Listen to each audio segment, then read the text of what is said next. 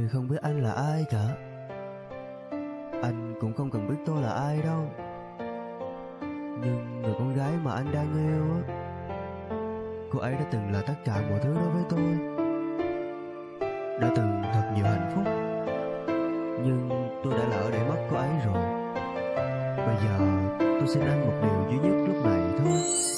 Xin hãy thấy tôi làm trọn bổn phận với người con gái tôi rất thương. Xin hãy thấy tôi làm trọn nhiệm vụ mà nãy tôi vẫn chưa làm được. Xin hãy thấy tôi mang đến niềm vui, tiếng cười và thật nhiều hạnh phúc. Xin hãy quý trọng thời gian bên cạnh dù chỉ đơn giản là vài phút. Xin hãy thấy tôi lau dòng nước mắt nếu lỡ bất chợt nó tuôn rơi. Hãy nắm thật chặt lấy đôi tay ấy những lúc mệt mỏi đừng buông lơi. Một ngày nào đó nếu lỡ mất nhau thì sẽ hối tiếc cả một đời. Khi anh nhận ra cô ấy quan trọng đừng làm cô ấy phải đứng đợi. Nếu lỡ một ngày cô ấy thấy buồn thì hãy bên cạnh và chở che. Hãy luôn bên cạnh khi cô ấy cần, hãy luôn quan tâm và chia sẻ. Chỉ cần vài câu hỏi thăm là làm cô ấy vơi đi nỗi buồn rồi. Đừng để cô ấy nỗi buồn lặng lẽ có ro một mình vào góc tối. Cô ấy nói lạnh lẽ cô ấy cần vòng tay ấm áp đến từ anh. Hãy ôm thật chặt truyền vào hơi ấm, đừng để cô ấy luôn thấy lạnh. Có thể cô ấy hay ghen vô cớ khi anh thân mật với người ta, nhưng không sao đâu khi yêu thật lòng ấy cũng đều ghen như thế cả. Xin hãy thấy tôi làm tròn những việc tôi còn dở dang ở phía trước. Xin hãy thấy tôi dìu dắt cô ấy chiến động đừng dài thêm vững bước. Xin hãy thấy tôi gánh vác nỗi buồn đừng làm cô ấy phải thêm đau.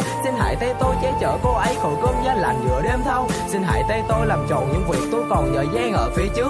Xin hãy thấy tôi dìu dắt cô ấy chiến động đừng dài thêm vững bước. Xin hãy thấy tôi gánh vác nỗi buồn đừng làm cô ấy phải thêm đau. Xin hãy thấy tôi che chở cô ấy khỏi cơn giá lạnh giữa đêm thâu. Anh chỉ biết đứng sau lưng một người chỉ là cái bóng của họ thôi. Anh chỉ biết đứng nhìn em bên họ ẩn mình vào sau màn đêm tối. Anh chỉ biết đứng từ phía góc mờ mong em hạnh phúc bên người ta. Anh chỉ còn cách nguyện cầu họ sẽ cho em thật nhiều hạnh phúc về. Vậy không phải là những khoảng cách đó hàng trăm cây số khi yêu nhau. Vậy không phải là những dòng tin nhắn trả lời chậm chạp trong đêm đâu. Và thay vào đó họ sẽ bên cạnh thay anh chăm sóc khi em cần. Chứ không phải là hãy chờ anh về cái câu anh nói biết bao lần. Anh lấy tư cách gì nếu em lại khi em quyết định sẽ ra đi.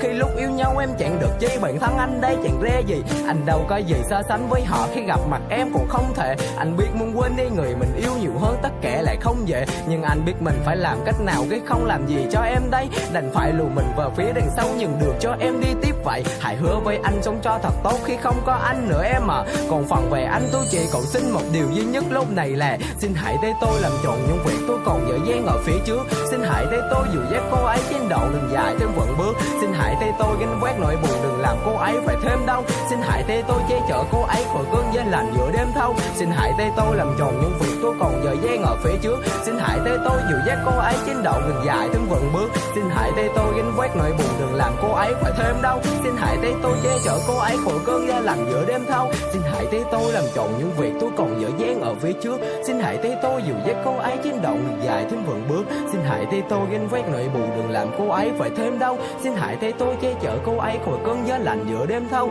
Xin hãy thấy tôi làm trọn những việc tôi còn dở dang ở phía trước. Xin hãy thấy tôi dìu dắt cô ấy trên đầu đừng dài thêm vững bước. Xin hãy thấy tôi gánh vác nỗi buồn đừng làm cô ấy phải thêm đau. Xin hãy thấy tôi che chở cô ấy khỏi cơn giá lạnh giữa đêm thâu.